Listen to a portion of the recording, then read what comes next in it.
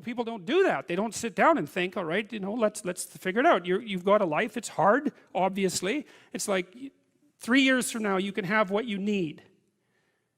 You got to be careful about it. You can't have everything. You can have what would be good for you, but you have to figure out what it is, and then you have to aim at it.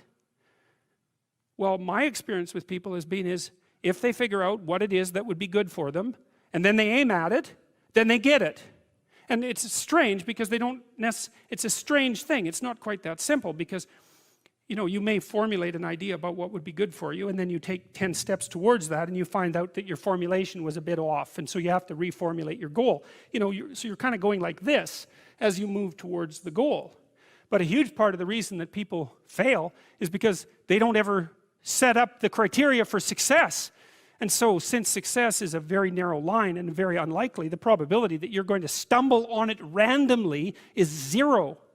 And so there's a proposition here, and the proposition is if you actually want something, you can have it. Now the question then would be, well, what do you mean by actually want? And the answer is that you reorient your life in every possible way to make the probability that that will occur as certain as possible. And that's a sacrificial idea, right? It's like you don't get everything, obviously, but maybe you can have what you need, and maybe all you have to do to get it is ask. But the asking isn't a whim or today's wish. It's like you have to be deadly serious about it. You have to think, okay, like I'm taking stock of myself. And if I was going to live properly in the world and I was going to set myself up such that being would justify itself in my estimation, and I don't mean as a harsh judge, exactly what is it that I would aim at? And often people won't specify their goals too because they don't like to specify conditions for failure. So if you keep yourself all vague and foggy, which is real easy because that's just a matter of not doing as well, then you don't know when you fail. And people might say, well, I really don't want to know when I fail because that's painful. So I'll keep myself blind about when I fail. That's fine, except you'll fail all the time then. You just won't know it until you've failed so badly that you're done. And that can easily happen by the time you're 40. So I would recommend that you don't let that happen. So that's willful blindness, right? You could have known, but you chose not to. Okay, so once you get your goal structure set up, you think, okay, if I could have this life, it looks like that might be worth living, despite the fact that it's going to be, anxiety provoking and threatening, and there's going to be some suffering and loss involved in all of that. Obviously, the goal is to have a vision for your life such that all things considered, that justifies your effort. Okay, so then what do? Well, then you turn down to the micro routines. It's like, okay, well, this is what I'm aiming for. How does that instantiate itself day to day, week to week, month to month? And that's where something like a schedule can be unbelievably useful. Google Calendar. It's like, make a damn schedule and stick to it.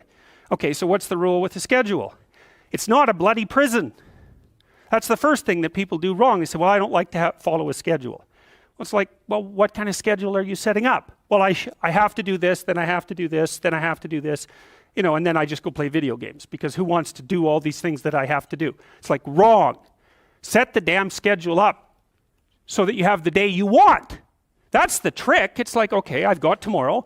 If I was going to set it up so it was the best possible day I could have, practically speaking, what would it look like? Well, then you schedule that. And obviously there's a bit of responsibility that's going to go along with that, because if you have any sense, one of the things that you're going to insist upon is that at the end of the day, you're not in worse shape than you were than at the beginning of the day, right? Because that's a stupid day.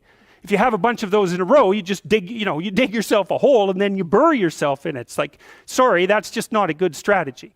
It's a bad strategy. So maybe 20% of your day has to be responsibility and obligation, or maybe it's more than that, depending on how far behind you are.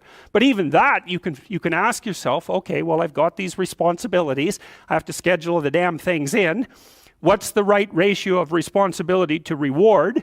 And you can ask yourself that, just like you'd negotiate with someone who is working for you. It's like, okay, you got to work tomorrow. Okay, so I want you to work tomorrow. And you might say, okay, well, what are you going to do for me that makes it likely that I'll work for you? Well, you could ask yourself that, you know. So maybe you do an hour of responsibility and then you play a video game for 15 minutes. I don't know, whatever turns your crank, man. But, you know, you have to negotiate with yourself and not tyrannize yourself. Like you're negotiating with someone that you care for, that you would like to be productive and have a good life. And that's how you make the schedule. It's like, and then you look at the day and you think, well, if I had that day, that'd be good. Great. You know, and you're useless and horrible, so you'll probably only hit it with about 70% accuracy, but that beats the hell out of 0, right? And if you hit it even with 50% accuracy, another rule is, well, aim for 51% the next week, or 50.5% for God's sake, or because you're going to hit that position where things start to loop back positively and spiral you upward. That's rule 1, right? To stand up straight with your shoulders back, is to take on the onslaught and to enter the contentious ring and to do more than your best, because your best isn't enough, because your best isn't as good as you could be. You have to push yourself past that, and that's, as far as I can tell, where you find what you need in life. You find the meaning that sustains you in life, and you find the patterns of action that redeem the world, both at the same time. I mean, life is a very difficult business. You know, it's fatal, and it's full of suffering, and it's full of betrayal and malevolence. There's nothing about it that's trivial. It's all profound. And in order to find your way through all of that capacity for hellish experience, let's say, you need to develop a relationship with something that's profound. And you have that capacity. And so, what's the decision that you make? You know, you decide to believe.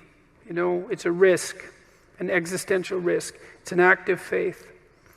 You believe that the truth can set you free. You believe that people have an intrinsic divinity about their soul. You decide that you're going to live in that manner and that you're going to let everything about yourself that isn't worthy of that goal die. And that might be almost everything that you are. And that's a terrible thing to contemplate. The only thing that's worse, I would say, is the alternative. Because the alternative is the sorts of hells that we managed to produce around us and that we produced with particular expertise during the totalitarian regimes of the 20th century. And it would be a good thing if we decided collectively and individually not to go back there again. Thank you.